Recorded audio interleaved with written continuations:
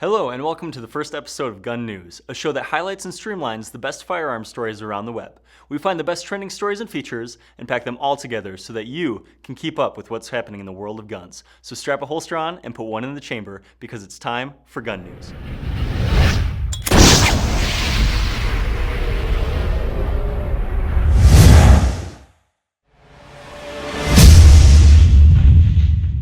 This show is sponsored by Alien Gear Holsters. They make concealed carry holsters that are flexible and strong, making them perfect for an inside the waistband holster. This one here is for my XDS. Click over here in this area to check them out.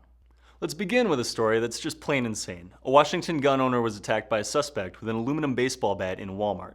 The attacker was apparently after the guy's Sig Sauer sidearm. Yeah, you heard right. Looks like the victim, who had the open carry pistol at his side, was hit in the neck by a Little League bat, but still managed to whip out his gun and subdued the crazed bat wielder. Talk about getting more than he was shopping for. Let's just break this down real quick. This guy brought a Little League baseball bat to a gunfight in Walmart. This may just be the most ridiculous thing I've heard all day. The quick responder was a legal gun owner, and his father served in law enforcement. Let's just say this guy knew what he was doing. He noticed the attack coming and sidestepped a blow to the head, giving him the chance to draw his gun. Comes as no surprise that he had the attacker sprawled out on the ground of the sporting goods aisle within seconds. Feast your gun-loving eyes on this one. A 24-year-old guy from Little Rock, Arkansas whipped out his old reliable out on a group of 7 people who were assaulting an elderly man in a Kroger grocery parking lot. The concealed carry permit holder had no need to fire a single bullet. Just having the gun pointed at the attackers was enough to scare them off. And they kept yelling, it's like, this isn't your fight. You need to walk away. You need to put the gun down.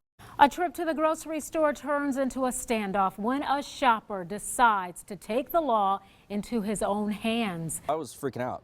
I was shaking. The man gripping the gun goes by the name of Gene. The 24-year-old says when he was leaving the grocery store, he saw something he couldn't ignore. I saw 7 people against one guy, and that's just not good odds. The outnumbered man was elderly, so Gene felt obligated to get involved. Throw down, step to the side, draw, and up. With the gun drawn, the attackers turned their attention. And they kept yelling, it's like, this isn't your fight.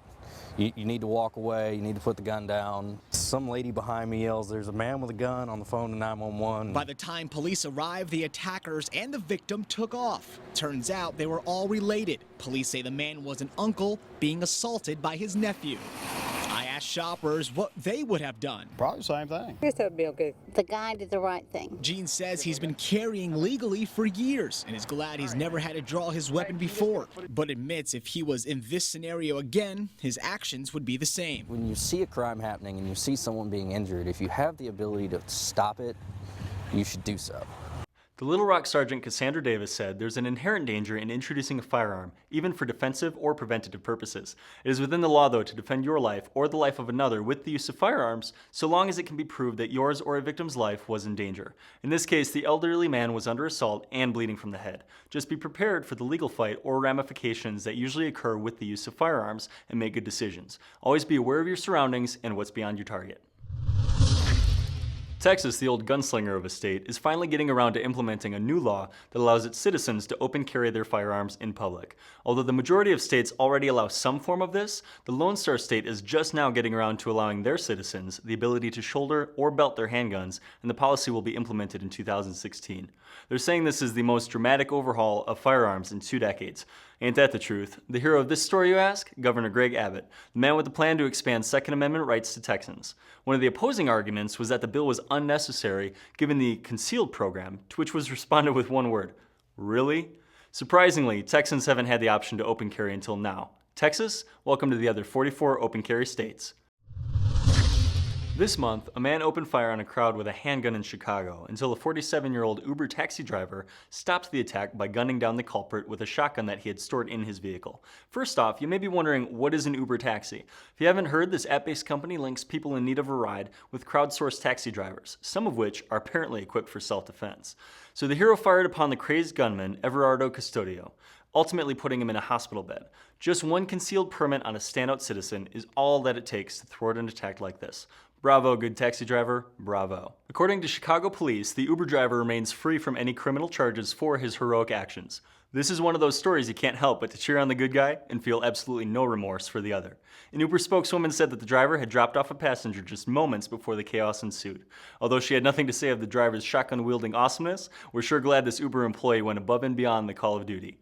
His or her actions undoubtedly saved lives, and putting the custodial psycho on the ground made for a job well done. This, my friends, is a prime example of the positive power we, as concealed carry gun owners, have.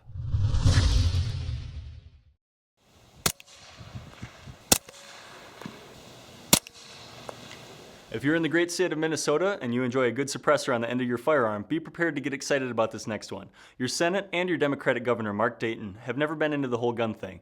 Anything bigger than a pea shooter gets Dayton nervous. With that said, it seems like the Senate has finally loosened their hair a bit and are attempting to lift a ban on gun suppressors. It looks like the governor is already promising a veto on this bill that is expected to be voted on Thursday, so if you're a Minnesotan, you may want to keep your suppressor purchase in your shopping cart before proceeding to checkout just yet. Now, if you want more gun news, be sure to like and subscribe to our channel, and you'll be guaranteed more thought-provoking and current news on the world of guns.